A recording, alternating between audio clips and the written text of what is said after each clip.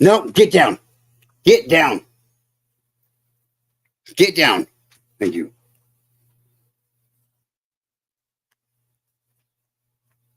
Well, this is here, just here, just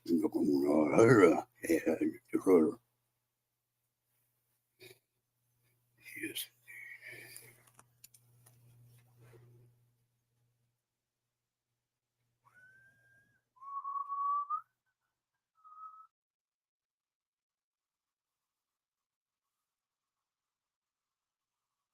I wonder what he says in this one. He's kind of an odd duck. The body. Jesse the Body Ventura.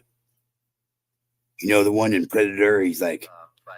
The one scrawny dude's like, oh my God, you're bleeding. He's like, I ain't got time to bleed. Your time as a Navy SEAL, a professional wrestler, actor, broadcaster, you've had so many different successful careers. I want to take you back to your time as a Navy SEAL. Your parents both served, but interestingly, they weren't, I don't believe, initially fond of the idea of you. No, my father skipping college. No, my father, he had sick. My mother and father, I have a rarity. They're both World War II veterans. My mother served as a nurse in North Africa, and my father had 6 Bronze Battle Stars. He served in North Africa. He served in Normandy, the Battle of the Bulge, Remagen Bridge, Anzio, and Berlin, all of it. And my father was as anti-war as you would find. And so my father's only advice to me was this. He said, look, if you got to go in the service, and he was biased because he was in the Army, he said, join the Air Force or the Navy, because he said they'll at least teach you something that you can use. But my dad didn't literally realize I would become Brown Water Navy, which essentially, I'll put it this way, when I got out, I could go on a year's unemployment. When I went to the unemployment office, they asked me what I was qualified to do. And my buddies told me how to answer who got out before me. When they ask you what you're qualified to do as a Navy SEAL or frogman, it's that I'm qualified for diving, demolition, and parachuting.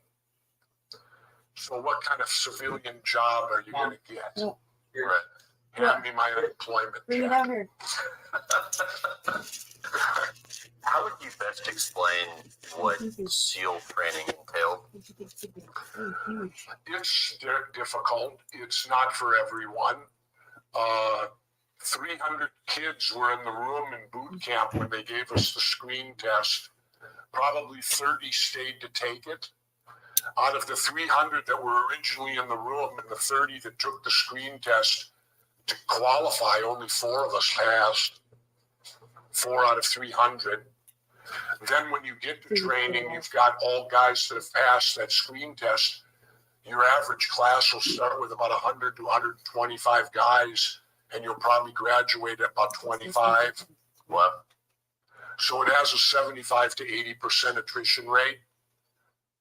So it's not for everyone, and it doesn't make you a hero making it. It's just a certain job that you're highly qualified to do. What made the training worse than you were even expecting going into it? All of it as a whole, because during the entire time you're there, you're not allowed to walk. What do you mean? You have to run. You run to run. You run to chow. You run everywhere you go. Walking is not allowed during the training cycle of the day. So imagine how far you actually do run. Go lay down. Swimming was my strong point in training. I always look forward to the swims because as a former competitive swimmer, I was one of the best in the class. I wasn't as good on runs and I wasn't as good on the old course because I'm tall. Shorter guys and gymnastic type guys do better on the old course. But in the end, it's just all around. Can you do it? Truly, what makes it tough, you're a triathlete. That's the best way to describe it. Plus harassment. You're harassed by the instructors constantly. They try to make you quit. I know this is an insignificant story, but what happened shortly after you enlist when you admit to having blisters on your hands? Oh, no, that was the first day I ran the old course. I didn't get any pre-training. I got there on Friday and class started Monday. And my hands weren't toughened. And so when I ran the old course, normally you do it in about 10 minutes when you get good at it. That day it took me 45, the first day of training. And I ended up at the end of the day with about 4 big flapping blisters on my hands because they weren't toughened. I'd just come from A school. You know, I'd never run the old course before. Some guys got there a month ahead of time and got to practice on it and toughen up for it.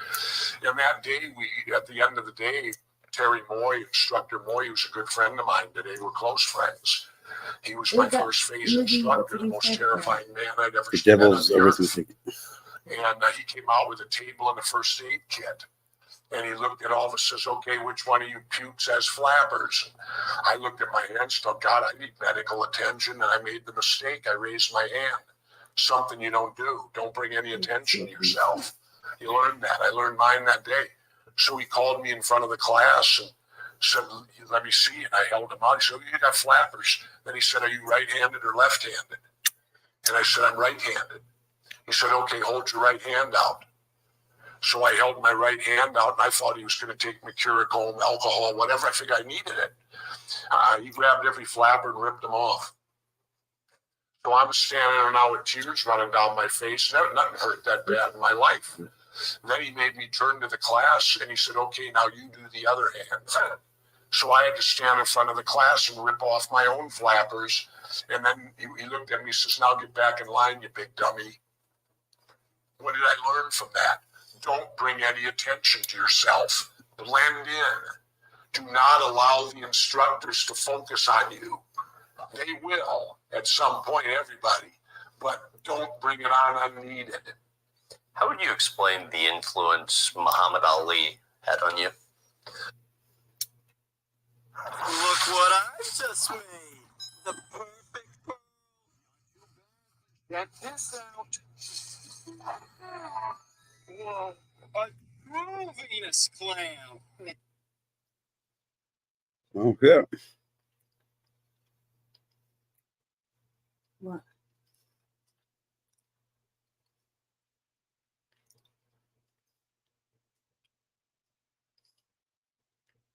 Just don't have it in here.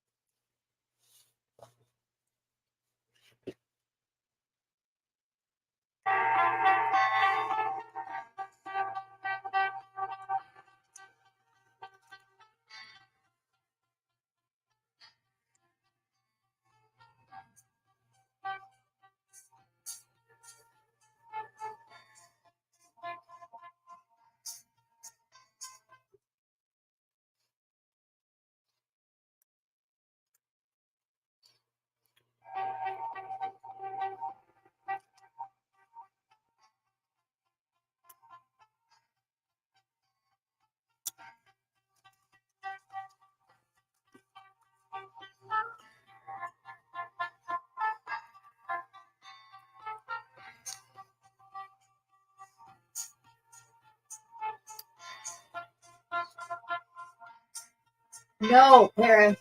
Para.